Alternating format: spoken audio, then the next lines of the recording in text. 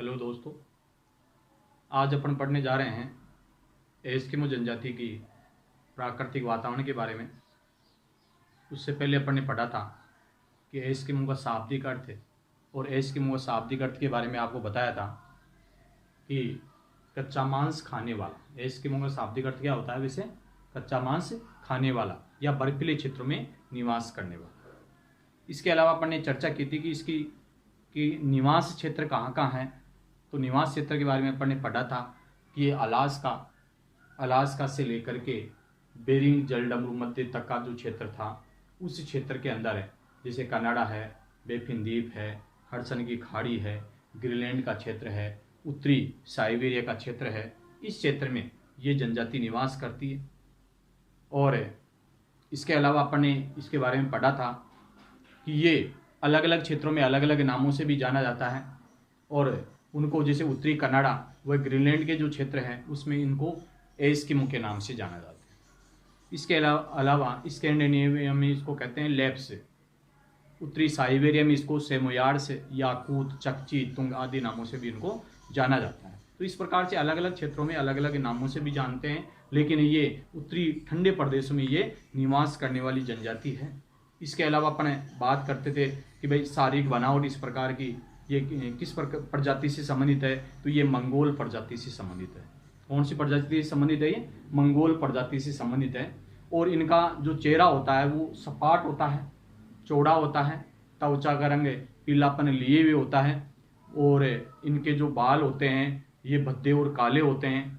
कद इनका मंझला होता है, नाक चपटी होती है, आंखें गहरी, कत्थई व तिरछी होती है, इनका जबड़ा भारी होता है, मुंह चौड़ा होता है, दांत सफ़ेद होते हैं और मजबूत होते हैं ताकि वो तांती की डोरी से खींचा जा सके। इसके अलावा इनका जो शरीर होता है वो हष्टपुष्ट होता है, कुठल मांस लिए हुए होते हैं, मांस भरा हुआ रहता है, और ये घोर संकट काल में भी अपनी स्थिरता, गंभीरता व विवेक पर क्या है अडिग रहते हैं। ये स्वभाव से बिल्कुल हंसमुख रहते हैं और सरल स्वभाव के होते हैं। इसके अलावा अपन नेक्स्ट जो टॉपिक पढ़ने जा रहे हैं वो पढ़ने जा रहे हैं प्राकृतिक वातावरण के बारे में। प्राकृतिक वातावरण के बारे में क्या है, इनका जो क्षेत्र है वो काफ़ी ज़्यादा कठोर है, जलवायु यहाँ की विषम है, लेकिन इसके बावजूद भी ये काफ़ी संख्या में रह रहे हैं। इन क्षेत्र में कम तापमान व बर्फीली आंधियाँ चलती और कम रोशनी युक्त होते हैं, क्योंकि यहाँ पर टुंडा प्रदेश है ये, तो सूर्य की काफ़ी तिरछी किरणें पड़ती है, और जलवायु क्या है कठोर है। और 10 लाख एस्किमो यहाँ पर है, 10,000 वर्षों से रह रहे हैं। प्राचीन समय में 10 लाख वर्षों से ये 10 लाख एस्किमो जो लोग हैं ये 10,000 वर्षों से यहाँ पर रह रहे हैं। यहाँ ग्रीष्म ऋतु अल्प होती है लेकिन शीत ऋतु लंबी होती है, अर्थात सूर्य की तिरछी किरणें पड़ने के कारण से यहाँ पर बर्फीला क्षेत्र पाया जाता है। इसके कारण से यहाँ पर क्या है अल्प ग्रीष्म ऋतु पाई जाती है। यहाँ का औसत तापमान हमेशा 0 डिग्री सेंटीग्रेड से भी नीचा पाया जाता है। इसके अलावा अपन बात करते हैं कि भाई प्राकृतिक वनस्पति यहाँ पर क्या क्या पाई जाती है। तो यहाँ पर कठोर जलवायु कारण से वनस्पति का तो अभाव पाया जाता है वैसे, और ग्रीष्म ऋतु फिर भी अल्प जो मात्रा में आती है उस समय यहाँ पर शैवाल है, काई है, लाइकेन है आदि रंग बिरंगे फूलों वाली वनस्पति है।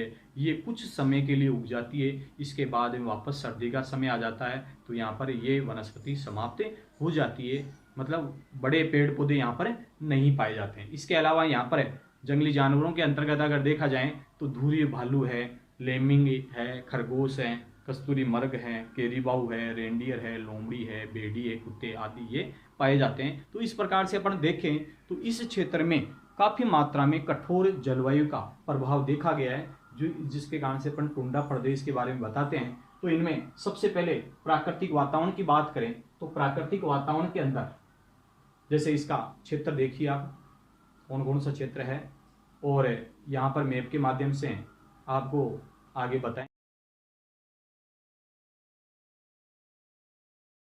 भी कि भाई ये क्षेत्र है उत्तरी भाग अलास्का का क्षेत्र है, कनाडा का क्षेत्र है, ग्रीनलैंड का क्षेत्र है, उत्तरी साइबेरिया का क्षेत्र है, और बेरिंग जलडमरू मध्य का क्षेत्र है, इस क्षेत्र में ये पाया जाता है। तो देखो प्राकृतिक वनस्पति के अंतर्गत इनके क्षेत्रों में कम तापमान व बर्फीली आंधियां चलती है।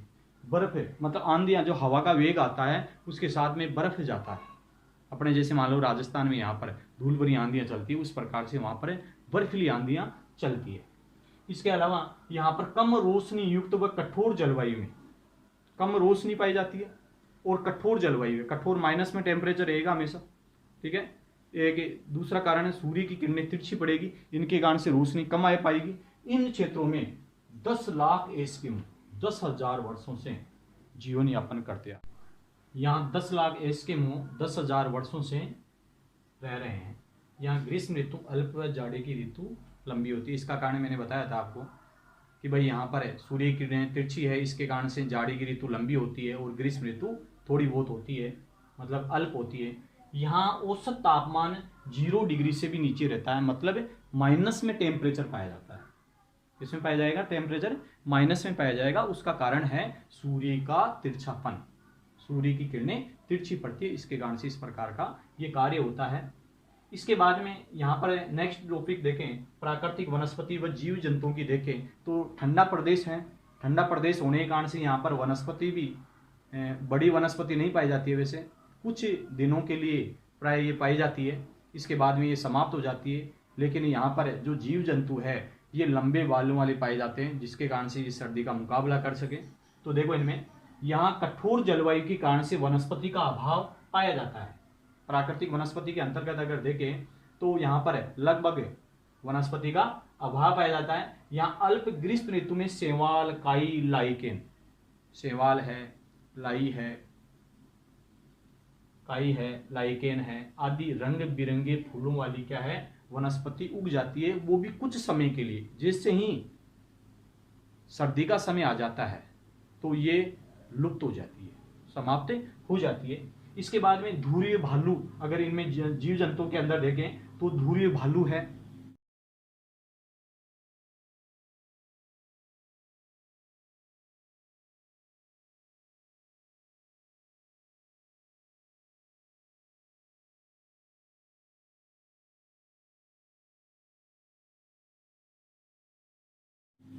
देखो इनमें मैप के अंदर लेमिंग है, खरगोश है, कस्तूरी मृग है, केरीबाऊ है जिसको रेंडियर कहते हैं। ये स्लेज नाम की गाड़ी बनाते हैं और उसको खींचते हैं, कुत्तों की आकृति के होते हैं ये केरीबाऊ, जिसको रेंडियर के नाम से जानते हैं। लोमड़ी है, भेड़िए है, कुत्ते हैं आदि इस प्रकार के ये पाए जाते हैं। तो ये जीव जंतुओं के अंदर पाए जाते हैं। इनमें सबसे ज्यादा महत्व है वो एक रेंडियर का भी है इसके अंदर, जो परिवहन के लिए काम में लेते हैं, इसके रूप में काम में लेते हैं रेंडियर। स्लेज नामक गाड़ी, बिना पहियों की गाड़ी होती है, उसको ये खींचने के काम में लिया जाता है। इसके बाद में इनका अगर देखें नेक्स्ट जो टॉपिक है 5वां, वो है आर्थिक क्रियाकलाप। देखो आर्थिक क्रियाकलाप इनका क्या है, काफी रोचक भी है। वैसे आर्थिक क्रियाकलाप के अंदर अगर देखा जाए तो आर्थिक क्रियाकलाप में केवल और केवल ये आखेट पर निर्भर रहते हैं। किस पर निर्भर रहते हैं? ये आखेट पर निर्भर रहते हैं। और आखेट ये अलग अलग रीतों के अनुसार अलग अलग प्रकार से ये करते हैं। इनकी क्रिया विधि भी कुछ अलग अलग हैं, जिसमें इनको जैसे मान लो शीतकालीन आखेट है, बसंतकालीन आखेट है, ग्रीष्मकालीन आखेट हैं। तो अलग अलग आखेट के इनके प्रकार भी है, विधियां भी ये अलग अलग अपनाती है। ये हारपून नामक भाले की सहायता से भी या कुछ भाले को फेंक करके भी शिकार का कार्य करते हैं। तो देखो इनमें आर्थिक क्रियाकलाप के अंदर है, पहला जो दे दिया इसके अंदर है वो है आखेट का। एस्किमो के जीविकोपार्जन का एक मात्र साधन है शिकार करना है। केवल और केवल क्या करते हैं, ये शिकार का कार्य करते हैं, जिसको अपन कहते हैं आखेट। क्या कहते हैं इसको? आखेट के नाम से जानते हैं। ये ग्रीष्मकालीन और शीतकाल में विभिन्न विधियों से शिकार का कार्य करते हैं। विभिन्न विधियों से ये क्या है, शिकार करते हैं। जिनमें पहला जो दिया है वो शीतकालीन आखेट है, जो काफी रोचक है। शीतकालीन आखेट का एक बार चित्र देखिए आप।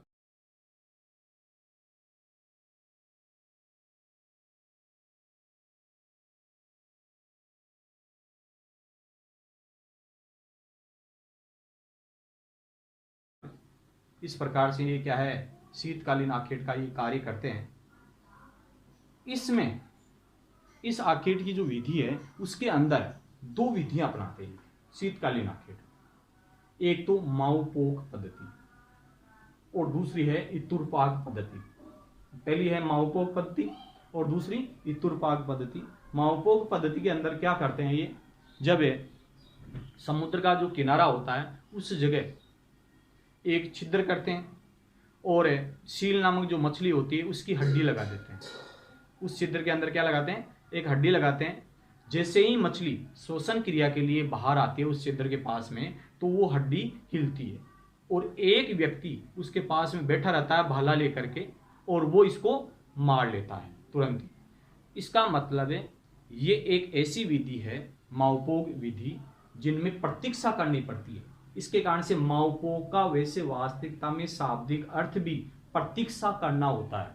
माओपोक का वैसे शाब्दिक अर्थ क्या होता है, प्रतीक्षा करना होता है। ठीक है। इसके अलावा एक दूसरी विधि और है इसके अंदर, इतुरपाक है। कौन सी विधि है, इतुरपाक विधि। इतुरपाक विधि भी एक ऐसी विधि है जिनमें 2 छिद्र किए जाते हैं। कितने छिद्र करते हैं उसके अंदर, 2 छिद्र करते हैं। एक छिद्र से कुछ भोज्य पदार्थ उसको डालते हैं, मछलियों के लिए दाना डालते हैं। दूसरी तरफ संकेत मिलता है और एक भाला लेकर के बैठा रहता है, वो उसको मार लेता है। ठीक है ना। तो उसमें भी क्या है, कुछ प्रतीक्षा तो करनी पड़ती है, लेकिन उसके अंदर 2 छिद्र होते हैं जिसको इतुरपाक पद्धति कहते हैं, और माओपोक पद्धति में एक छिद्र होता है जिनसे क्या है, हड्डी हिलती है और वहां पर शिकार कर लिया जाता है। तो इस प्रकार से कहने वाले विधियों का अलग अलग है। शीतकालीन जो आखेट है उसके अंदर माओपोक पद्धति और इतुरपाक पद्धति से आखेट किया जाता है। इसके बाद में अपन बात करें नेक्स्ट जो है बसंतकालीन आखेट। बसंतकालीन आखेट में क्या है कि जब बसंत ऋतु आती है, मार्च का महीना होता है, उस समय मछलियां हैं ये श्वसन क्रिया के लिए क्या है, बाहर आती है और बाहर धूप सेकने लगती है, और धूप सेकने के समय क्या है, उसका शिकार कर लिया जाता है। ये शिकार है ये कुत्तों के द्वारा किया जाता है।